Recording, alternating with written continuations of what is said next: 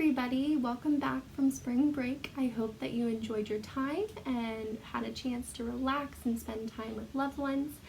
But we're back at it today, and today what we will be making is homemade paint from items that you can find in your kitchen or food pantry. First things first, before you do anything from taking anything from your food pantry, make sure to get permission from the person who does your grocery shopping, just because you don't want to take something that they're going to need for later, or it's just you want to be polite and make sure and ask permission, of course, always. Okay, so some of the items I got were just what I found around my kitchen. You might not have all the items that I have. You might have different items than I have, and I'll go over a couple more if you don't have these items that you can make your own paint out of. Alright, so the first thing that I made paint out of was coffee. So I just brewed a pot of coffee just like normal, and I just poured a little bit into this container just so I know that this is my paint container, not something I want to sip out of, because my paintbrushes have been in paint and nobody should eat paint. So anyways, this is the coffee. So it looks really dark in the cup, but whenever it got onto the paper, it turned out a lot lighter than I expected. So here is what the coffee will end up looking like. Now, if you want to make your paint darker, the way you do that is you make more coffee, less water. So when you're brewing your pot of coffee, sometimes if you don't put enough water, the coffee will smell like it's burnt. Well, that's the only time that you want burnt coffee is for when you're doing paint, because there's more coffee in the mixture versus water. So if you want to make it darker than mine, do more coffee than water.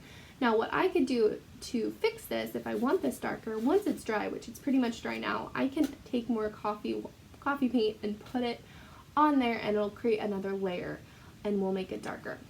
Alright, the next one that you can make paint out of is just tea. So I took my tea bag, I boiled some water, and I poured it in my cup. Now my tea ended up being a lot lighter than I wanted. If I would have made the water a lot hotter, it would have steeped a little longer and it would have been a lot darker.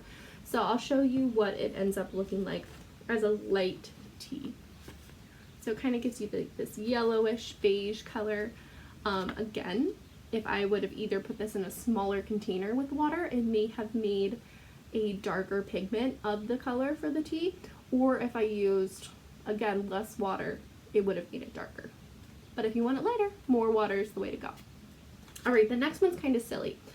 If you go into your spice cabinet or your spice rack in your kitchen, you can find many different spices that can be used as a pigment for paint. So I've seen things like turmeric you could use. I haven't tried cumin, but you could try cumin.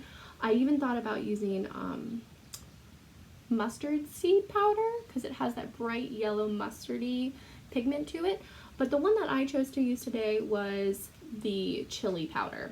Now, little PSA, little warning, if you use something like chili powder or anything that is a spice, you have to be very, very careful not to get it in your eyes, your nose, or your mouth. Especially chili powder, because it does have some actual heat to it, like spice heat. I would not want to get this in my eyes. So again, with any of this kind of stuff, it's always good to give your parent or guardian like a heads up of what you're doing. Maybe they can sit next to you and make sure that everything goes smoothly. I also have a spoon, and for spices, since they're more grainy, you're going to definitely want a spoon nearby so you can stir it. Let me see if I can show you. You can see the little bits of the chili powder still left on the spoon. Since it is so grainy, it does have to sit in the water for quite some time until you can make a pigment. But the chili powder ended up being one of the brightest pigments on my paper. And it's hard to see if I held it up to the camera because it won't focus, but you can even see the grains of the chili still on the paper from the paint. If I would have used more chili powder and less water, or even did it in a smaller container, this would have been darker. But again, I can go back over it and paint another layer and it will appear darker. I'll show a extra photo at the end of it with extra layers on it to see the difference in how dark it is. Alright, now the colorful ones. So these are kind of all your neutrals, these are all your browns. These ones were made out of different brightly colors. The first thing I had is I I still have leftover Gatorade powder in my cupboard. You can use Kool-Aid, you can use any type of powdered drink or sports drink, and mix it with water. You decide how light you want it by how much water or how big the container is. This looks very bright in my cup, but when it got on paper, it wasn't that exciting. So, again, I wish I would have used less water or a smaller container because this is very, very light. But I still can see that orange pigment in there, and that's pretty cool. Alrighty.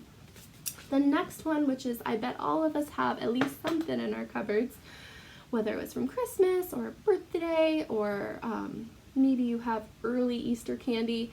I made these out of candies, and the candy I chose because I love this candy and I have always like a plethora of it are Jolly Ranchers. So I did 3 different colors of Jolly Ranchers. I stuck to what I thought would be brightest, which was the purple, the blue, and the reds or the pinks. So this one has the watermelon and cherry. I put about 6 Jolly Ranchers in there for that size of water. And then I did a blue one with 6 Jolly Ranchers and a purple one. Now these ones, you can see the pigment for sure. Again, if I would have used a smaller container or used less water, it probably would have been brighter. I did notice with the Jolly Ranchers, you do have to let them sit. I let them sit for at least a half hour before I painted with them because the pigment coming off of them takes a while. So after a half hour, these are the results. This one was the blue one. Kind of got white, so it's a lot lighter, but it wasn't very dark to begin with. The reds and the pinks, and then this one was the purple.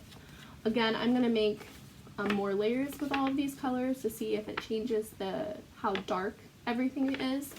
Another type of candy that I saw that was very successful, I saw another YouTube video, and I'll try to attach a link at the bottom. Skittles work really well, and they just used like little ice cube trays, and they stuck 2 Skittles in each one of the same color, so like 2 red, 2 blue, so on and so forth, and just add water in it, and it becomes very vibrant and bright. The color on a candy like those end up being a little bit more bright because these candies are like hard candy that like has to stick together, where Skittles, it's like the outside layer is just the pigment. You'd want to stay away from any chocolates. Those really won't work. Plus you have to think about like how long it would last, like, because it has dairy in it. You wouldn't want to put dairy on your paper and then your paper starts smelling a few days later because it's starting to rot.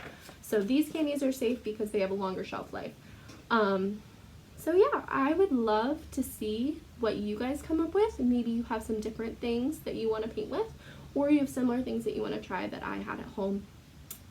I did not have this at home, but if you have food coloring, that is an easy way to paint. You just put food coloring in a little water, and again, more water makes lighter the color, less water makes it darker.